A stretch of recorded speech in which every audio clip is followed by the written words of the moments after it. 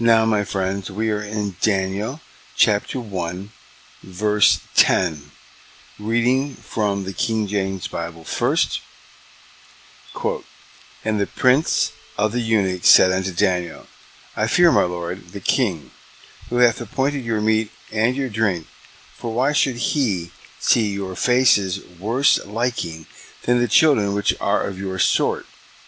Then shall ye make me endanger my head to the king." Unquote. Comparing with the English Standard Version. "And the chief of the eunuchs said to Daniel, I fear my lord the king, who assigned your food and your drink, for why should he see that you are in worse condition than the youths who are of your own age? So you would endanger my head with the king." Unquote. In Young's Literal Translation, quote, "And the chief of the eunuchs said to Daniel, I am fearing my lord the king, who hath appointed your food and your drink. For why doth he see your faces sadder than those of the lads which are of your circle? Then ye have made my head indebted to the king." Unquote. I want you to notice that in the English Standard Version, they were doing as the King James Version and saying the prince of the eunuchs. But here now, they have switched over and are using the chief of the eunuchs, not the prince that they have been doing before. Now, I want to read this in context for you so that you remember exactly what this is all about. So I'm going to read you the paragraph. The paragraph is Daniel chapter 1, verse 8 through Daniel 1:10. Reading from the King James Bible, quote, "But Daniel purposed in his heart that he would not defile himself with the portion of the king's meat, nor with the wine which he drank. Therefore he requested of the prince of the eunuchs that he might not defile himself. Now God had brought Daniel into favor and tender love with the prince of the eunuchs. And the prince of the eunuchs said unto Daniel, I fear my lord the king, who hath appointed your meat and your drink. For why should he see your faces worse liking than the children which are of your sort? Then shall ye make me endanger my head to the king." Unquote. Now that we have read it in context, let's go ahead and take a look and parse this out, see what we can find. "And the prince of the eunuch." Now we already discussed this previously, that there are translations that say chief of the eunuchs. But more than likely he is a prince, because it seems to be something that was very custom. So the prince of the eunuchs said, so let's see, parse out said, it's a quell stem, which is frequently a pattern that expresses a simple or casual action. The aspect is imperfect, which means it's incomplete. So, as we'll see, said unto Daniel. Now notice, Daniel has here his Hebrew name, not Belteshazzar. He has addressed himself as Daniel here. So we know that Daniel has wrote this book, and he has addressed himself in his proper name, not his name that was given by Nebuchadnezzar. So unto Daniel, and I checked out the rest of these words in this verse. There's only a couple that I don't agree with the exact translation, and I'm going to give you options as we get there. "I fear my lord the king, who hath appointed." Now let's parse out that Hebrew word. Piel is the stem, and this expresses an intensive or intentional action. It is a perfect aspect which expresses a completed action. So we have, who hath appointed your meat.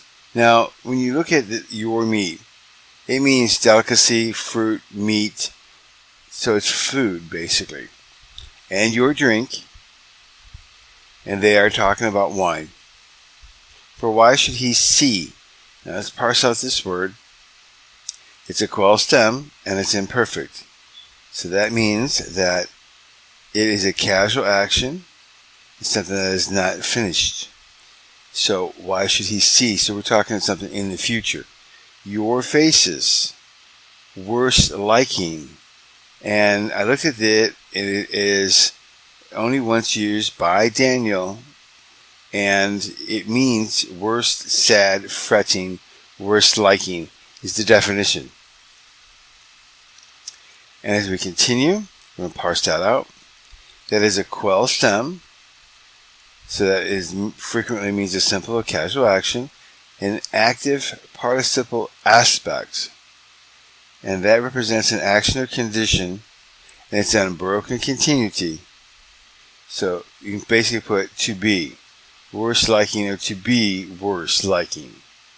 Continuing, then the children. Now, if you do the definition of this, then the children, it is in the Bible 3 or 4 times, literally of the same meaning of then the children. Here, the interpretation of this could have been anywhere from the young man, young ones, sons, boys, but he chose to go ahead to translate this into English, then the children. But remember, Daniel is thought to be a man, a young man. Some think between 17 to 22. So they're not children. It could be young men, which are of the sort. Now, this one here, when you look at this, the definition of this Hebrew word could have been rejoice, joy, gladness, exceeding, of your sort. It was only translated one time, of your sort. Sometimes you could look at this as of your circle. So, which are of your sort. So he is rejoicing. He is separating them into cultural. He's comparing Daniel to the other young men of his type. Continue on. Then shall ye make me in danger. Now it's Parisis. It's a PL stem. And what that means is it expresses an intensive or intentional aspect. It's also a perfect aspect.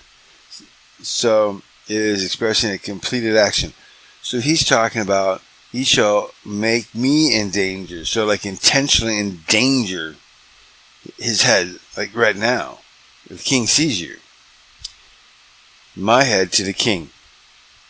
So there is only a little bit going on here that I think I would have changed.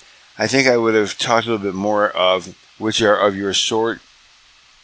If you're comparing people, like I would compare Puerto Ricans with other Puerto Ricans. I would compare other people from Texas to other people from Texas if I'm looking at certain things. So this way you can go ahead and compare in a grouping, because that's how the king's going to be comparing them. A grouping. These are the people that we took from Jerusalem. These are from Judah. These are from Egypt. So he's going to be comparing the young men from their cultures. So he doesn't want to lose his head by following what Daniel is asking him to do.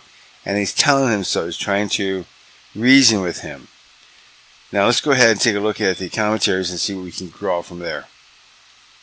Now I like John Gill's commentary on this verse. It basically comes up with the same thing I did as I tore this verse apart and parsed it, plus reading it from other versions. So I'm going to read it for you. Quote, "And the prince of the eunuchs said unto Daniel, I fear my lord the king.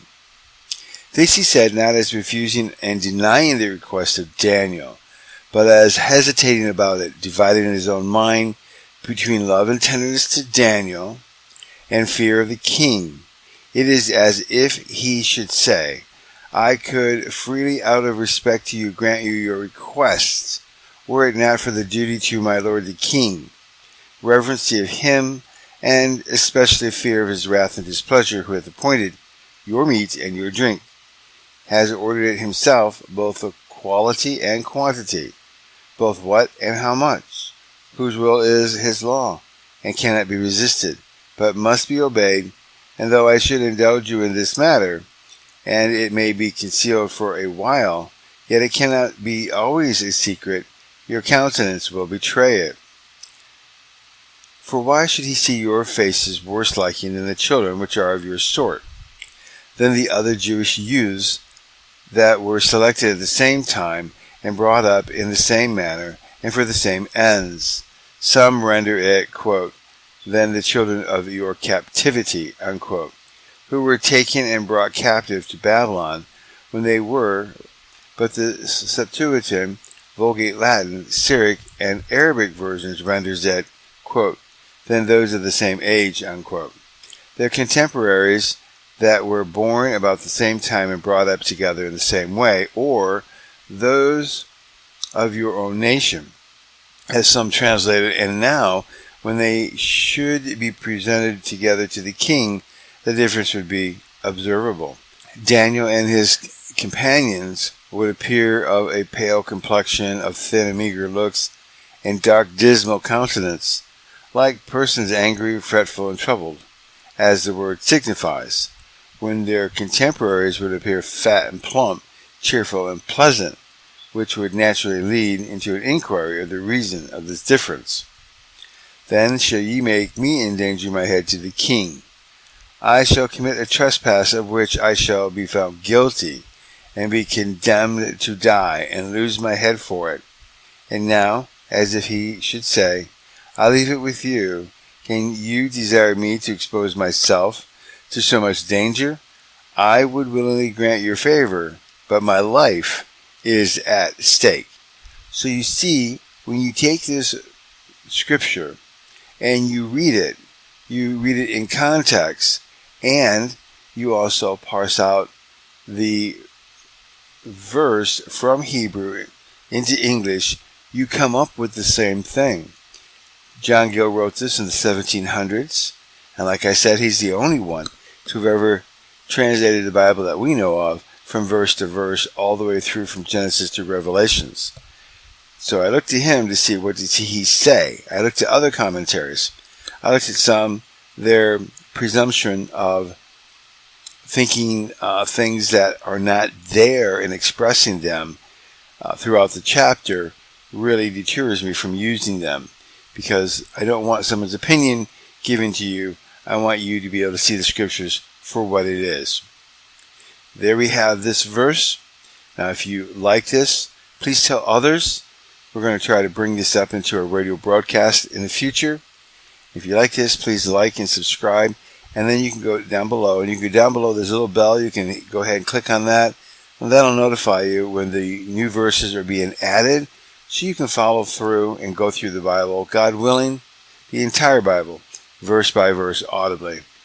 This is Dr. Peter John Parisis. May God richly bless you in your studies of the Scriptures.